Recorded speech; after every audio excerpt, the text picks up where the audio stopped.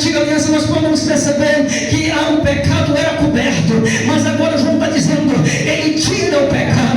É interessante isso, porque agora vai se cumprir tudo aquilo que estava escrito a respeito de Jesus. Jesus chega perto de João, aí João diz, Senhor, careço eu ser batizado por ti, louvado seja o nome do Senhor. Jesus olha para ele novamente e diz, João, é necessário se cumprir tudo aquilo que está escrito ao meu respeito, João. Eu preciso ser batizado. Quem sabe João poderia pegar a palavra dizendo, Senhor, o Senhor não tem pecado, Senhor, o Senhor não é um homem de pecado, mas João, é preciso cumprir tudo aquilo que está escrito ao meu respeito. Quem sabe João poderia pedir, me explica aí, o que está acontecendo, por que o Senhor vai estar aqui? Deixa eu te dizer uma coisa, quem não conhece o profeta Isaías, é interessante isso, quem não conhece os Salmos, quem não conhece as histórias do Antigo Testamento, tudo apontava para Jesus, mas o que chama atenção é o profeta messiânico. Por que profeta messiânico? É porque ele fala mais a respeito de Cristo, mas o que chama atenção é justamente no capítulo de número 53, quem tem Bíblia aí, pode até ler comigo, no capítulo 53, no versículo 4, ele diz, verdadeiramente, ele levou sobre si as nossas dores e a nossa enfermidade, o castigo que nos traz a paz estava sobre ele, e pelas suas pisaduras nós somos sarados. Quem acredita nisso, levanta a mão para glorificar, louvado seja o nome do Senhor. João entendeu nesse momento, ele não tem pecado, é bem verdade, mas ele está levando sobre si os pecados.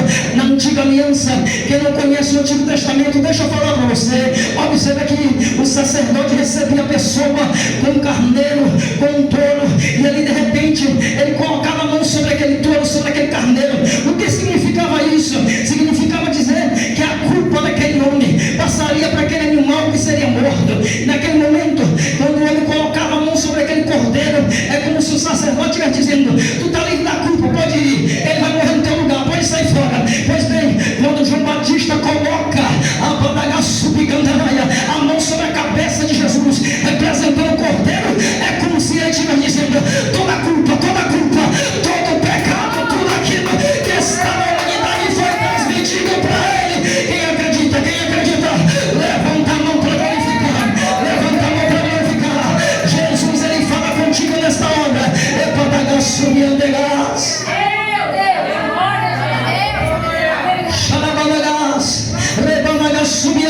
O que acontece agora, irmão? Observe aqui o que acontece agora. Jesus é batizado. Jesus, ao sair das águas, é interessante isso, irmão, porque agora você vê que o povo até então não sabia se o Espírito Santo viria sobre a terra. É bem verdade, tinha promessa, tinha palavras proféticas, é bem verdade, mas até então ninguém sabia como estaria acontecendo. Mas quando João Batista pega Jesus e ele é batizado, ele sai das águas. Observe, ele sai das águas, louvado seja o nome do Senhor. Naquele momento você observa que o céu se abre, uma voz do céu diz, esse é o meu filho amado, em quem eu me comprazo. Não fica só nisso, de repente o Espírito Santo, de uma forma corpórea, vem de uma pomba e pousa sobre ele. Louvado seja o nome do Senhor. Era cumprindo, era falando, era notificando que Jesus Cristo viria para estar resgatando e trazendo de volta o que tinha sido perdido. O que tinha sido perdido, irmão? A presença de Deus, a glória de Deus, a unção de Deus. Até então o homem não sabia, até então o homem não entendia, o homem vivia perdido, o homem vivia sem solução. É interessante que antes de João Batista se manifestar, quantas autoridades se manifestaram, quantos homens se levantaram, se propagaram naquele momento, mas quando Cristo vem naquele momento, você observa que é uma testificação no céu e na terra, que ele era o Messias, que ele era o enviador do Espírito Santo de Deus. Alguém pode dizer, irmão, mas isso está escrito na Bíblia? Está. Quem não conhece o livro de Gênesis? Quem conhece? Gênesis capítulo de número 6, os versículos a seguir diz que Deus retirou o Espírito Santo da terra, porque o homem era mau, porque o homem era cruel. Tudo bem, o Espírito Santo já não estava na terra, na antiga aliança. Passa-se o tempo, Deus levanta profeta, Deus levanta reis, Deus levanta sacerdote para profetizar, para falar. Quem não conhece da profecia, uma das mais conhecidas conhecida da antiga aliança.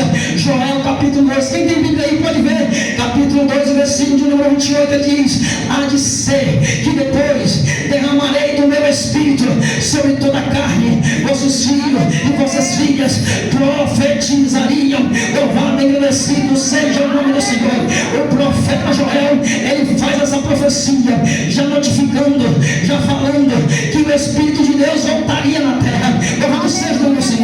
Chega assim o tempo da nova aliança, e agora você percebe que o povo está desapercebido, como no tempo que nós estamos vivendo, quantas pessoas andando para um lado, andando para o outro, e o Espírito Santo dizendo: eu estou voltando, através da minha revelação, através da minha palavra.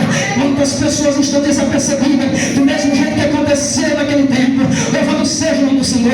E aí de repente você percebe que Jesus Cristo é batizado, sai das águas, mas o que chama a atenção aqui, irmão, é que Jesus não vai para o palácio. Jesus não vai perguntar para João Batista assim: onde é a casa do teu pai? Ele é sacerdote, ele tem que me adorar, ele tem que me aceitar. Jesus, ele vai para um lugar improvável. Qual é o lugar que ele vai? Alabaçubi Cantaraia. Ele não vai para as faculdades teológicas, ele não vai para a sinagoga, ele não vai para qualquer outro lugar. Qual é o lugar que ele vai? Ele vai para o deserto. Rabadaga Subcantaraia. Todo ministério que tem uma glória, todo ministério que tem uma graça, ele não começa dentro de um palácio. Todo ministério que começa em glória, ele não começa diante de uma situação gloriosa, não. Todo ministério que tem uma aprovação muito grande de glória, ele começa de uma forma improvável, aonde ninguém dá nada, aonde ninguém vê, aonde ninguém está vendo, ninguém está sabendo. Quem sabe você até agora não é visto, não é lembrado, ninguém sabe o teu nome, ninguém conhece a tua história, ninguém conhece a tua família, ninguém conhece a tua casa. Mas deixa eu te dizer, tem alguém lá em cima, tem alguém lá em cima.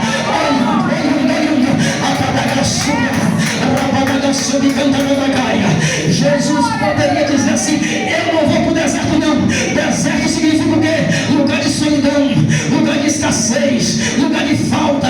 Aí Jesus Cristo estava falando: sabe por que eu vou para o deserto?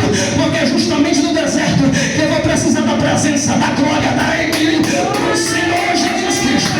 Quem acredita, levanta a mão para glorificar. Só você que está no deserto.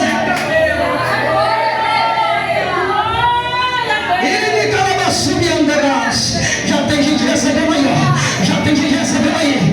Ei, aquele que está no deserto, ele não vai depender das suas próprias mãos. Aquele que está no deserto não vai depender da sua fama, não vai depender do seu nome, mas vai depender da graça, da graça, da graça, da graça. Quem acredita, quem acredita? Crente não é para morrer no deserto. Crente não é para ficar plantado no deserto, não, irmão. Quando Deus leva você para o deserto, é porque Ele quer te fazer um vaso diferente, um vaso de honra, um vaso de glória, um vaso de intimidade. Ninguém tem intimidade com Deus se não tiver também uma aprovação pela qual ele vai ter intimidade. Deixa eu te dizer uma coisa: Jesus poderia dizer: eu sou filho de Deus, eu não preciso passar por prova, eu sou filho de Deus, eu tenho que ir para o palácio, tem que alguém colocar uma cadeira, a cadeira bonita, de quem sabe de ouro, para me sentar. Ele poderia muito bem dizer para Deus: ó Senhor, o Senhor sabe, eu sou teu servo. Como muitas pessoas hoje falam: ah Senhor, tu sabe que eu sou teu servo, eu quero isso, eu quero aquilo. Deixa Deus trabalhar na tua vida, porque Ele sabe aonde toca, aonde mexe. Tem muitas pessoas que não estão entendendo Deus falar com ele, e ele começa a dizer: Deus não está falando, Deus não está fazendo. Faz como Samuel. Samuel era criança, Deus falou com ele, ele pensava que era o próprio Eli. Deus está dizendo: cresce homem, cresce mulher,